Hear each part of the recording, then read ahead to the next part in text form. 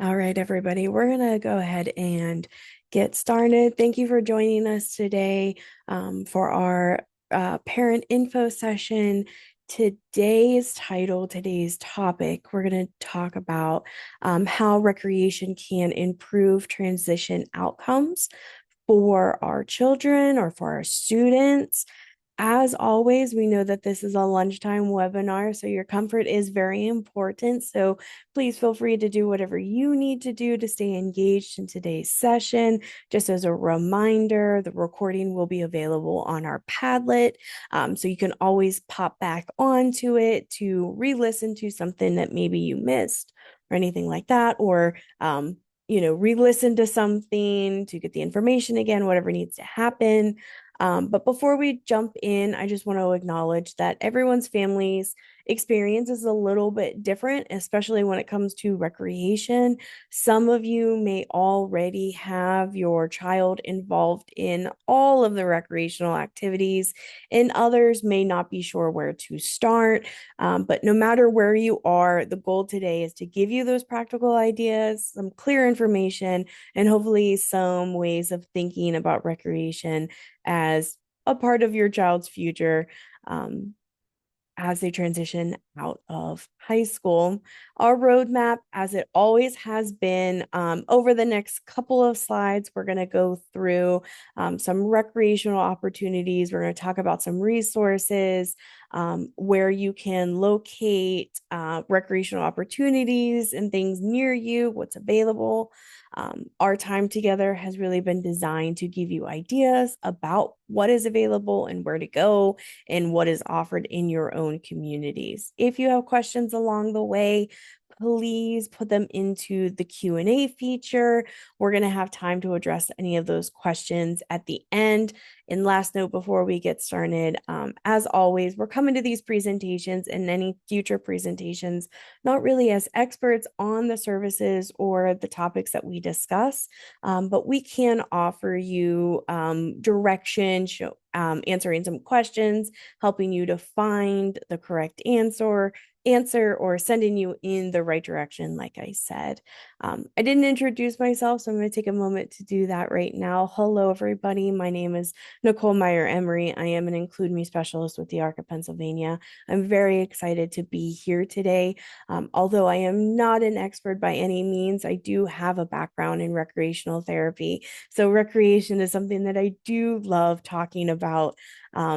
So let's just jump into the benefits and get started with the information.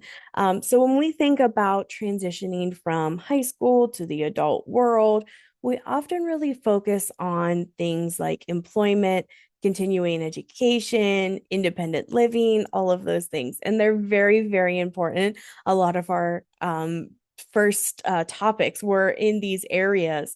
But one area that also has a really huge impact across all of those outcomes is recreation as well. So, recreation isn't just about hobbies or what we do in our free time, it really is connection. We're building skills, we're helping young people find their place in their community once they have transitioned from high school into the adult world. So, through clubs, sports, classes, other community events, students really have natural opportunities to meet peers who share maybe similar interests as them.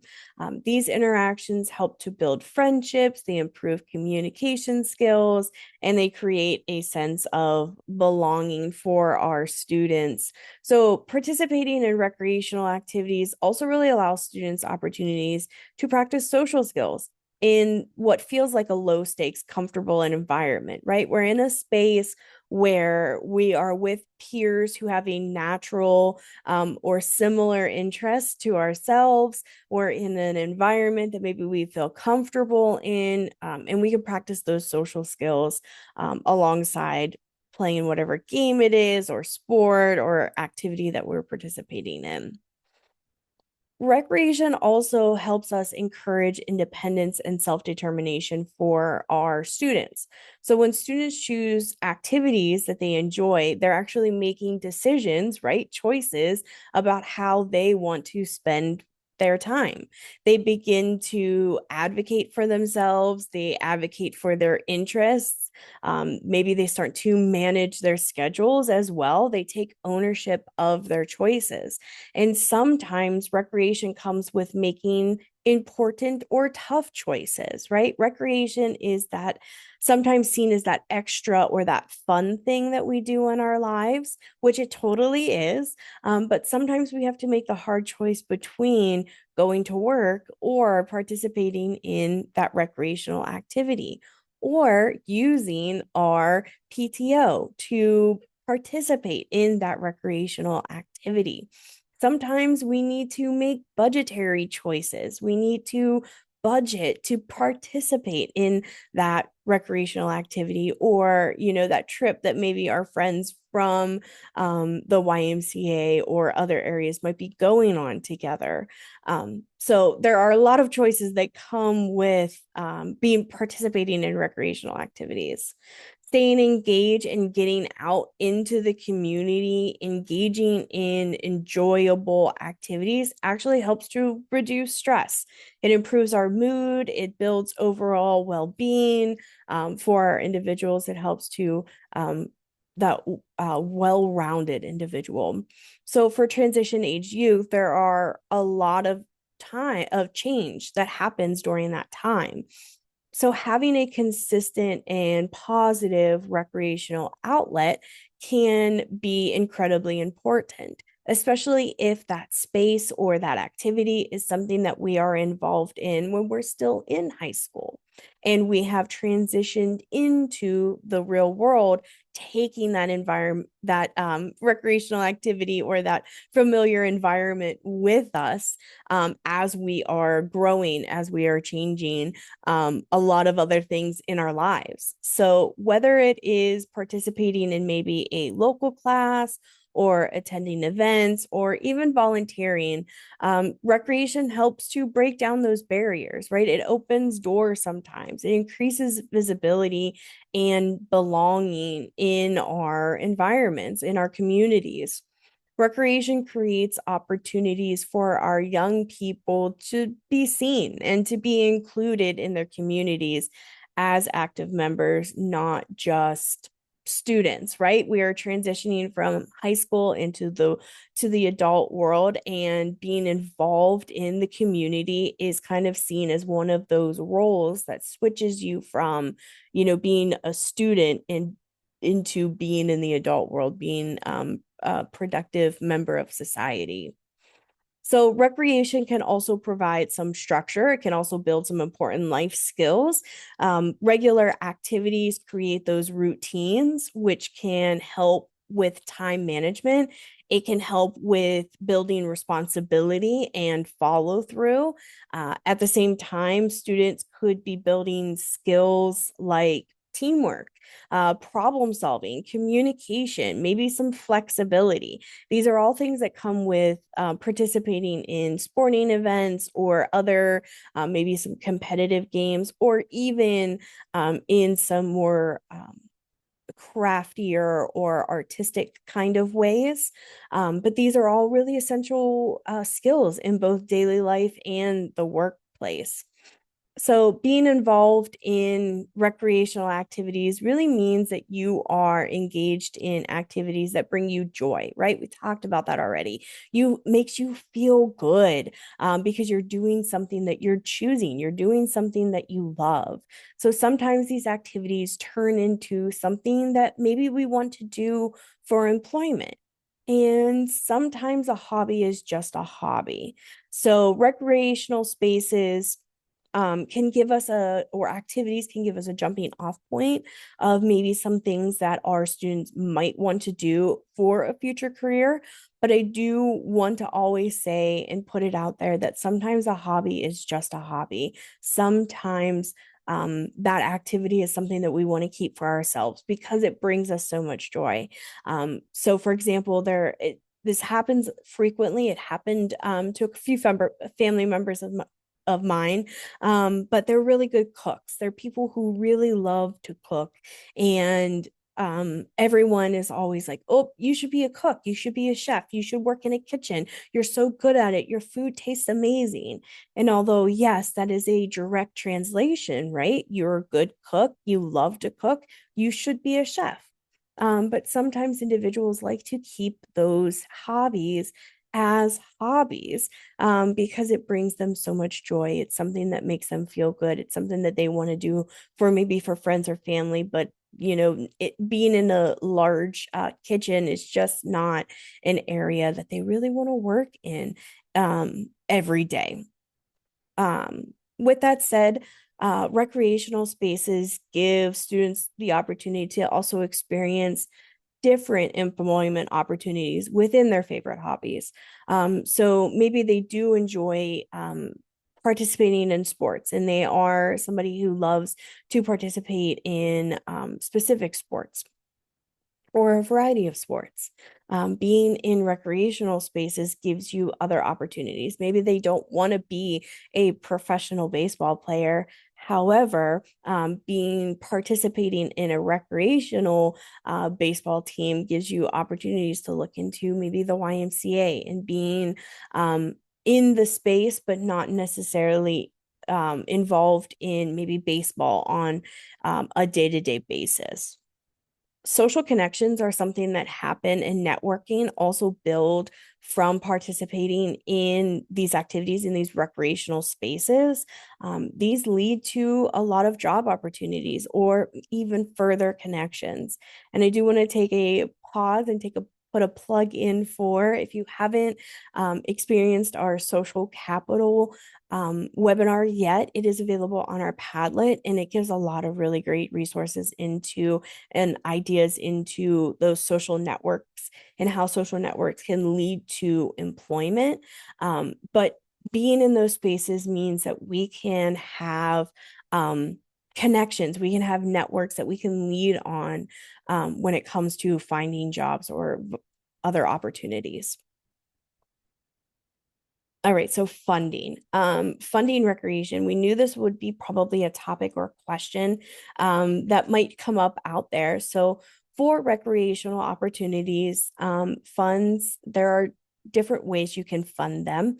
So waivers are an opportunity, and they may be used to cover or lower the cost of some of the recreational opportunities that are available out there.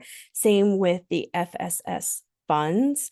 A great place here to start is to see if the specific activity that you're looking into can actually be covered, is to talk to your administrative entity for your waiver, or your county disability service office, or I can also point you to your service coordinator. Something I do want to mention, though, with those waivers and other funding as well, is that sometimes there are caps on how much money you're allowed to spend in a given year for supports and services. And if the recreational opportunity that we're looking at is a gym membership that maybe we can cover the cost of for the month, maybe that's the direction we want to go in. But we can have maybe the waiver support to cover the cost of having a support come with us when we go to the gym. So it is a conversation to have. It's just an example of something that could occur. But talk to your supports coordinators, talk to your administrative entities, talk to your county disability service offices to see what can and cannot be covered, and what maybe the best route would be for your family and for your situation. Some opportunities may also be available for personal grants as well. Statewide, there are several grantors that offer funding for recreational opportunities, including equipment, memberships, and transportation to those opportunities. County services and ARC chapters are really great resources to see what is available in your local service area. All right, moving right along. Let's talk about the opportunities that are available in Pennsylvania. We are such a huge state here in the Commonwealth of Pennsylvania that there are a wide range of recreational opportunities available, from community programs, adaptive sports, social groups, and skill-based classes like pottery or music lessons or something on those lines. But the key really is finding what matches your students' interests and their support needs. And sometimes it takes trying a few different things before finding the right fit, and that's okay. That's what we start young children doing multiple sports to see what you might like, multiple different activities to see what you might like to engage with.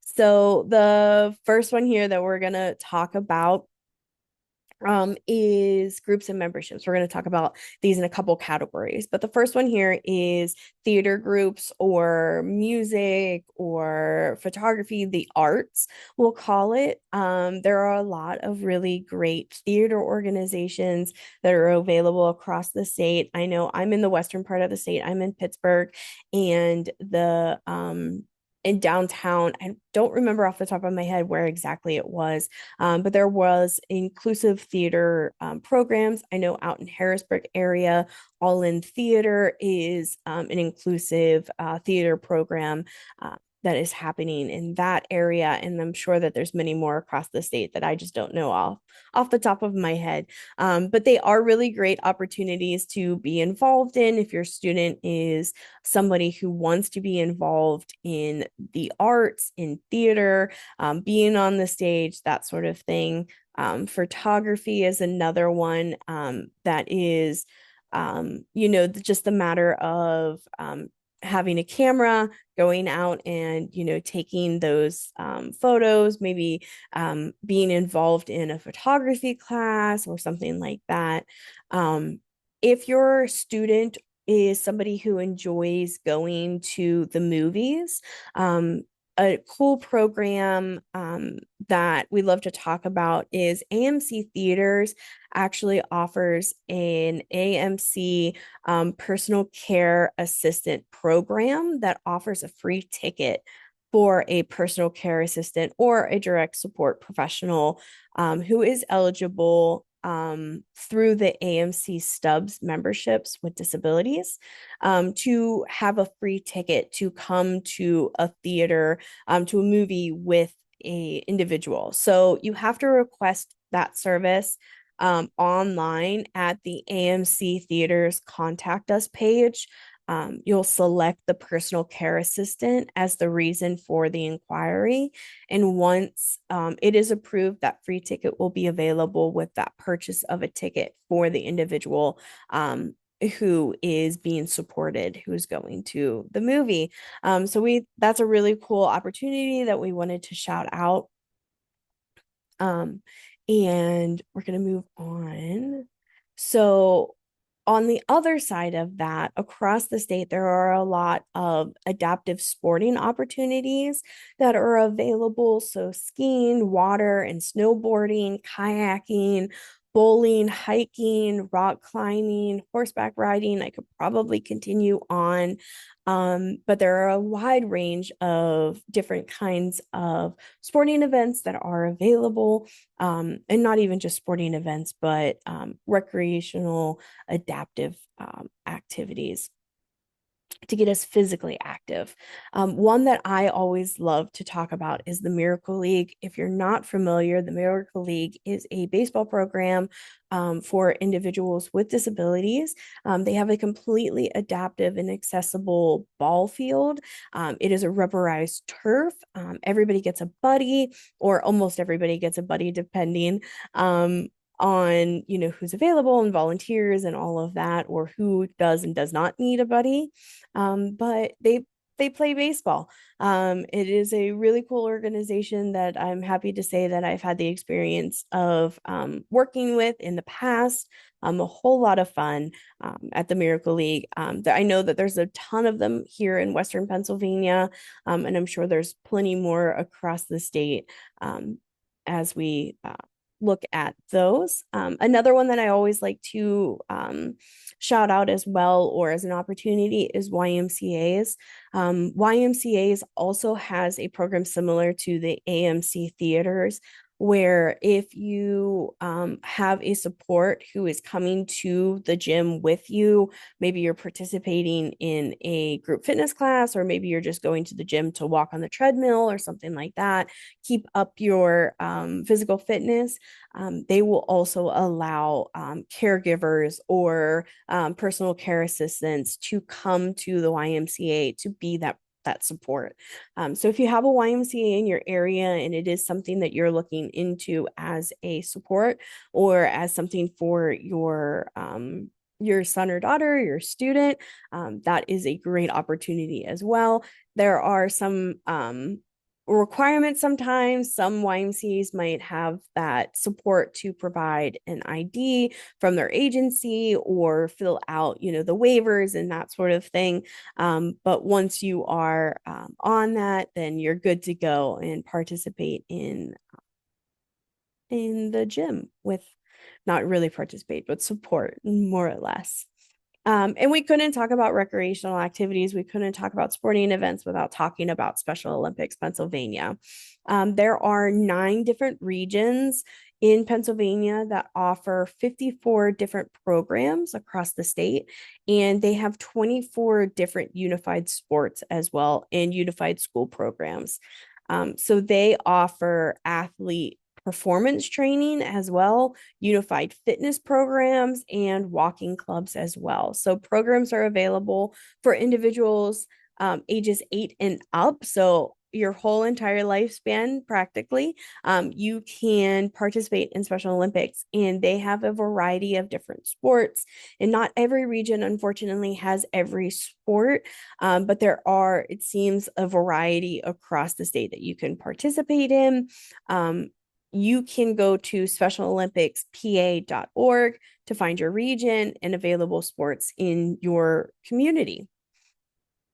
And it's not linked on the Padlet currently, but I will put it up on the Padlet later today. So it will be available for anybody who's watching the recording, anybody who's live, it will be there later today. Finding resources. There are 28 different ARC chapters across the Commonwealth, and each chapter offers a vast knowledge and connections to resources in their service area. We talked about ARC chapters a little bit earlier, and getting connected with them. Once you get connected with them, they can help you to learn more about what is really offered in your community. And I'm gonna show you in a second where you can find this map to find those locations. So give me a second. I have one more website that I want to talk about before I share my screen again, before I move on. So Pennsylvania Parks and Forest Foundation offers an Outdoors for Everyone program.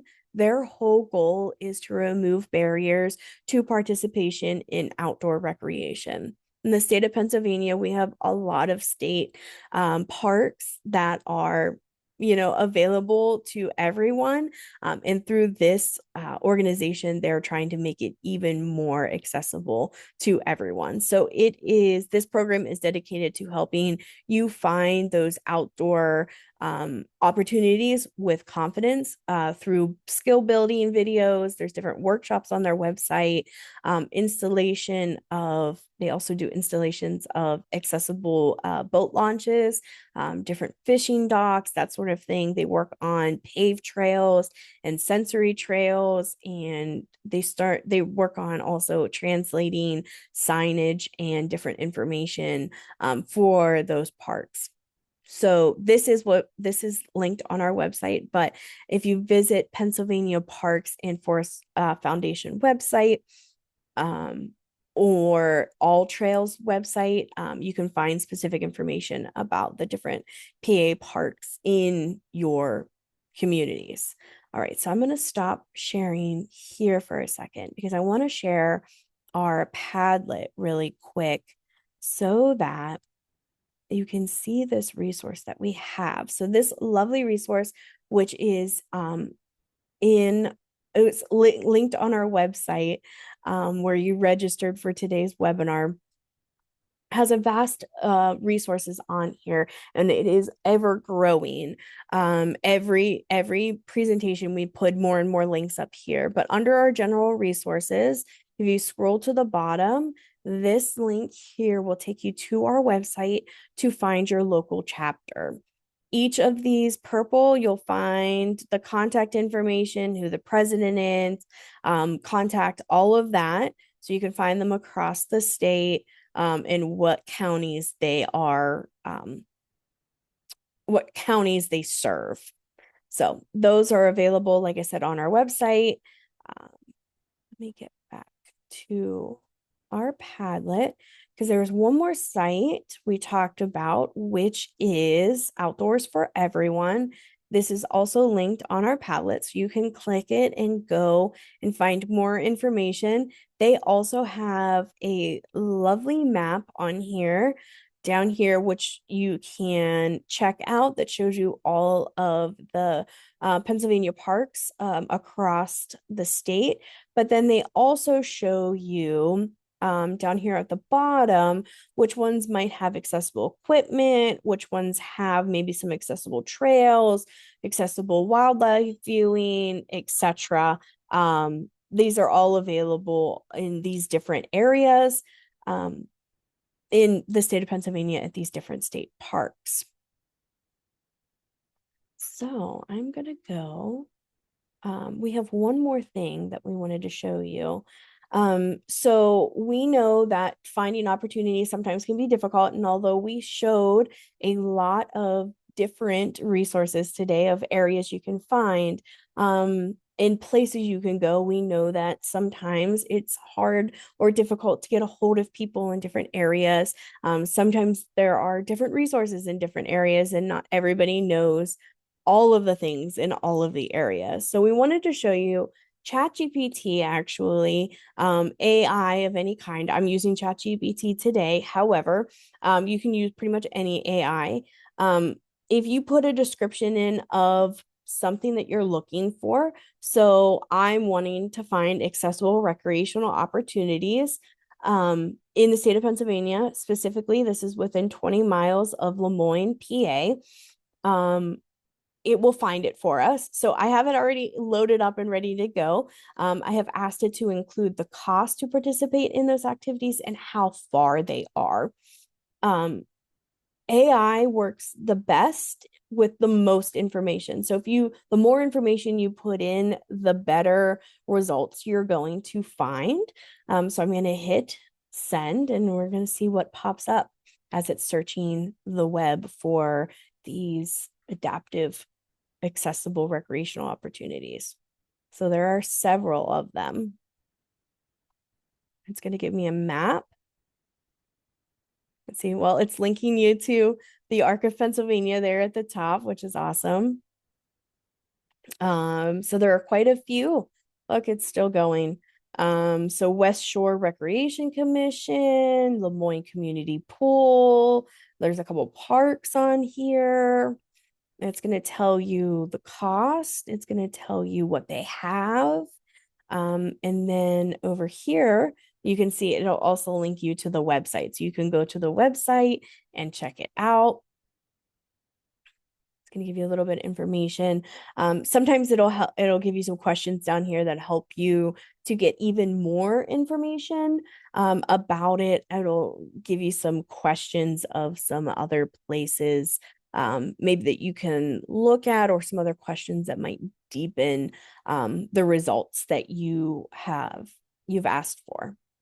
So ChatGPT is another option for looking up and looking for recreational opportunities in your communities. I'm going to go back to our PowerPoint for just a second because I have a couple more slides that I want to go over. Our Padlet, like I said, is created to help gather and share resources. Underneath all of those different areas, you can find a lot of great resources. Or in the future, it's ever growing. Like I said, it is the QR code there, or it's linked. I can also drop it into the chat once I am done sharing. I also wanted to shout out that registration for our Includicon is open this year. We're going to be talking about inclusion for every learner, strategies to remove barriers and strengthen belonging. This year, if you've been with us in the past, this year it is August 11th through the 13th. It used to be in June, but we have moved it. Half day virtual sessions. You can come in your PJs, very cozy, comfy. The cost is usually $50, but if you email me, and I will put my email in the chat. If you email me, I can send you a code to get in for free with us. So email in the chat. So nmeyer@includemepa.org. And the last one, um, if you've been enjoying our sessions together, our parent info webinars will be starting back up in the fall again, starting in September 9th. So watch your emails for our new sessions that will be coming out in the fall. We're really excited about our new sessions for next year, our topics. We've already been talking about them, but stay tuned for that. And if you have any questions, please feel free to pop them into the chat or the Q&A. I'm going to stop our recording. Anybody who is joining us on Facebook Live, thank you so much for being here today.